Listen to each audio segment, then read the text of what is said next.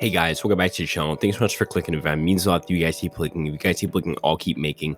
And today I want to discuss a theory, an idea of mine that's kind of been in the back of my head for a while during the season. And I think it might just be coming true.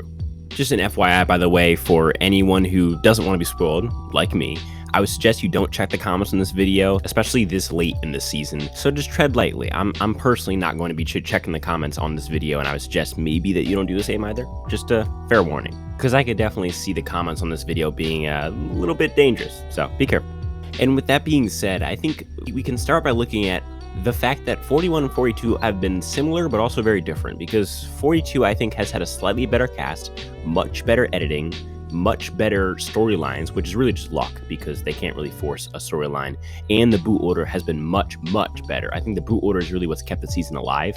Your boring people like Swati and Zach and Maria, all of those people went out during the pre-merge, allowing people like Jonathan, Hai, Drea to all be here pretty late in the game. Your gigantic characters, also like a Maryanne. And so I think that's been really helpful. I think some things have been similar, though, and I think that may trend towards the future to be the same thing. I mean, you have twists like the do or die twist coming back, as we've seen in the Next Time On Survivor for next episode. We've also seen kind of similar trends with a lot of females going out at the start of the merge for both seasons that are kind of like miscellaneous.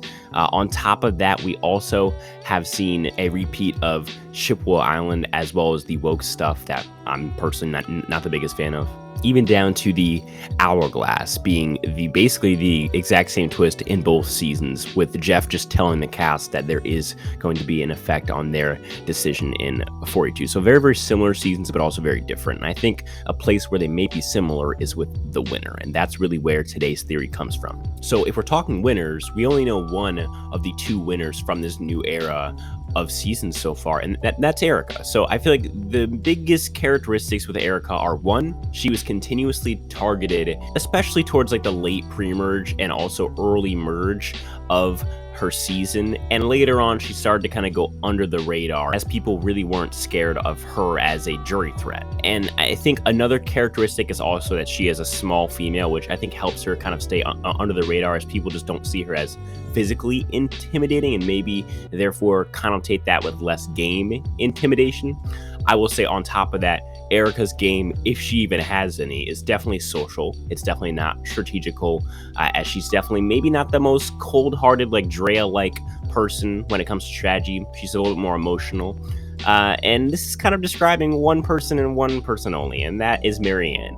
To me, my prediction is that I think Marianne will be kind of an Erica part 2. Now, obviously, they're two very different people, and really for me, the biggest thing that's keeping me from fully committing to this theory is Marianne's gigantic edit. Marianne's gotten one of the biggest and most positive edits since like Christian, where yes, we like have seen her negative side, and we have seen like Jonathan argue with her, and then we also get Jonathan's perspective, and they almost want us to be against Marianne in that specific scene.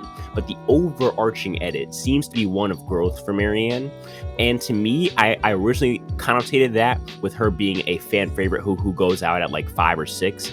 But now, as the cast has less and less people who I think had the edit to win, with Omar's edit being too perfect, Jonathan obviously getting negative content, Drea just being way too much of a power player. I feel like she's being set up for a big blind side.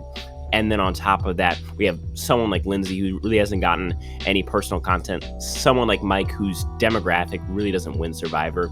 To me, it's all setting up for Marianne to come in and swoop in and just take the crown. I'm scared of that personally. I think Marianne is a terrible player who really is the exact opposite of what a winner should embody. The winner should not be the person who was emotional the whole game and who is like the comedic relief. I feel like that's terrible for your future of Survivor. People are going to come into Survivor and try and play the game like Marianne, which is not a fun game to watch or a good game to play. It's just as far as pure gameplay and strategy. And so I think you're left wondering, like, where is this coming from? Why are these type of people winning over people like Drea or Hai? People who I may not personally like a lot and I find to be unlikable, but I could still respect a win from them.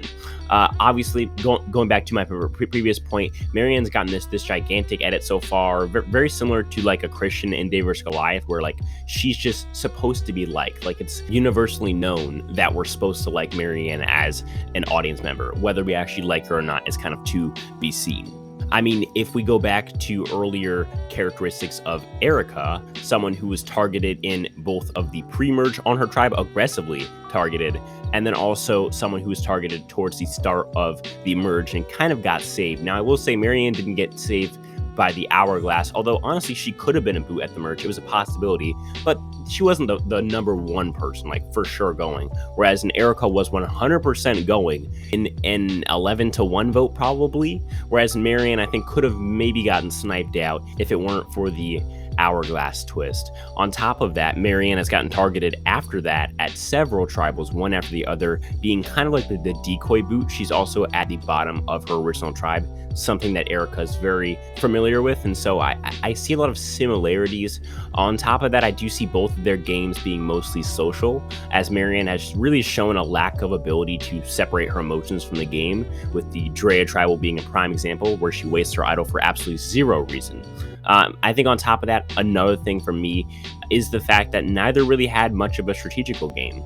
To me, Erica probably has more of a strategical game than Marianne does. I mean, Marianne's gotten dragged by Omar, just like Jonathan has, except at least Jonathan has his physical contributions to both his tribe and at the challenges. On top of that, both of them have kind of gone under the radar to me. Like they're both kind of sliding under, as people just don't really respect them. But then when Erica got to the end, she was just with two people who the jury really did not respect, in Deshawn for his antics and his lack of maturity, and Xander because they just really didn't like Xander, I guess, and they also saw him as not really being in control of the votes. On top of that, it seems like Marianne is going to be part of a 4 alliance after this high blindside next round, and it's very similar to the alliance that Erica found herself in with her, Heather, Xander, and Ricard after this big Shan blindside last season. To me, it's really lining up perfectly for Marianne to kind of slide into a safe spot